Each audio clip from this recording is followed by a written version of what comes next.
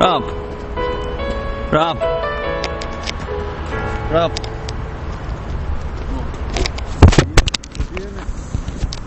Right, I'm on it.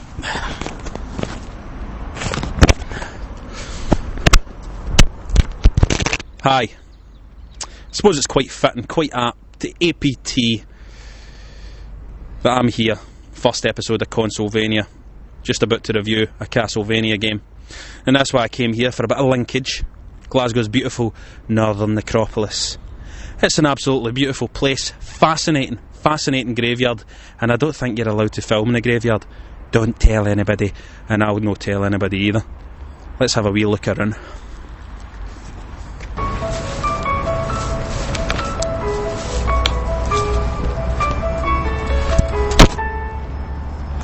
You know, folks, Koji Igarashi has brought us Castlevania Lament of Innocence on the PS2.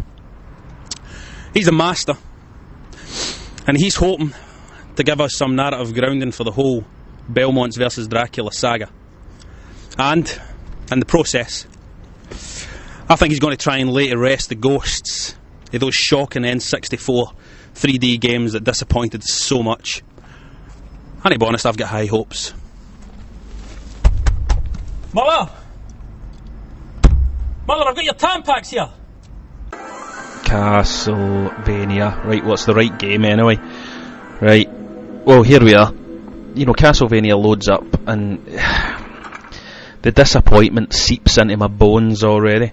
It's not very pretty, this game. Everything looks grainy, rough, textures are repeating, corridors look the same. I've been in here before.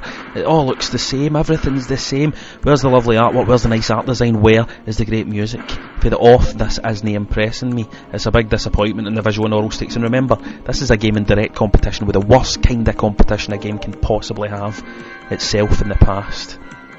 Still, it's all about the 3D now, innit? That's what they say. So, let's talk about the camera. It's always a good place to start. Castlevania's got a fucking weird camera. Never has a camera felt so obvious. It's as if this game has been shot by some director who likes using cameras built for people with giant hands made of ham. The camera itself is obstructive, and it always feels like it's in the room with you, and it always feels huge. Leon Belmont runs by and it feels as if he's making a wide arc just to get round it without knocking over. Look here, in the entrance hallway of the castle, your camera is slap bang in the middle, rotating to follow you and taking up a shitload of space. And you're thinking, I want to see what's in the middle of this room, because I think it might be the cameraman. But you'll never see what's there, because there's places in this world where only the camera's allowed to sit. It's bizarre, and it's reminding you you're playing a game. But how does it play, Robert? You're all saying, well, you might have heard that it plays like Devil May Cry. That shit. It doesn't. Well, Leon Belmont does have shades of the old Dante about him in terms of character design. There's a very solid old school feel to the way Leon moves. That's plus point number one. Leon has a very 2D Castlevania feel. You start to realise that the game's camera, which initially irritated you so much, is helping to create a semi-2D plane, which feels very familiar and very welcome. Now, there's no point talking about the combat in this game at all, because a lot of these fancy moves, sidesteps, flips, everything that's in here, all these combos, they all seem very tacked on.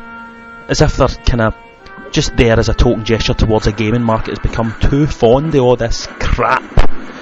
Now, here's where it starts to get very Castlevania. Even using just your basic moves, forget about the combos, you rarely get into trouble in a fight in this game. Like most of the 2D iterations of this series, you'll only get hurt if you make a mistake. This is an element of gaming I love, and I love it because it works. Too many modern games raise their difficulty by being, as they say in the forums, cheap. Castlevania sticks to its roots and gives us a game that you can sail through, as long as you pay attention and don't fuck up. So since we're all hot shit gamers and we never fuck up, right, where's the challenge in this game? Well, Castlevania's never been a game about challenge. In essence, it's always been about exploration, and lo and behold, you're 2 hours into this title and something wonderful happens. Combat's second nature, and you're ploughing through the enemies, scorching through rooms, checking your map, and you realise how much fun you're having just opening up that map, just turning those rooms blue, just like back in the old days. And suddenly you start to appreciate how pretty the game is. Why did you think it was ugly when you first loaded it up? Look at the moonlight streaming in through the stained glass windows, look at the enemies, by God, and you know, the music's not half bad either. See, Castlevania is a grower. It's a shock to the system to a certain extent, because it all seems so different, and then it all seems so familiar. And it's when it gets familiar that you start to fall in love all over again. It's no perfect by any means. It's not quite as easy to see where all those hidden passages might be in a 3D world where cameras are 40 fucking foot wide and the system which has you traipsing through the castle to dead ends just to place markers on your map to remind yourself that a dead end's in there is more of a hindrance than a help. You're better with a pad and paper, really. But the franchise is safe, and with Lament of Innocence, Konami have created a good foundation for further 3D adventures with the Belmonts. It's great fun, but there's maybe a pang of sadness here too. After all, for every 3D update that gets its wings, a 2D classic dies.